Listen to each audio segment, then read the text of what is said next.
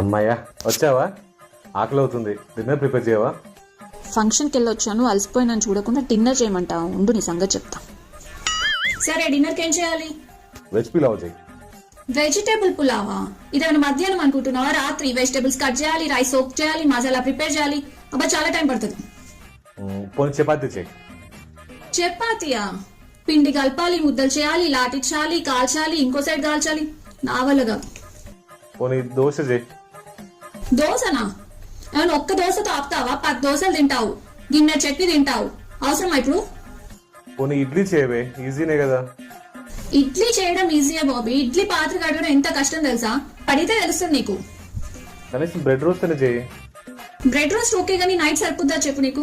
అయినా ఏదేదో సోచ్ చెప్తావేంటి? నీకేం కావాలో డైరెక్ట్ చెప్పక. సర్లే, నేనే ఏదో తీసుకొస్తా. కర్డ్ రైస్ తీసుకొస్తా, తినేసి పడుకో, ఓకేనా?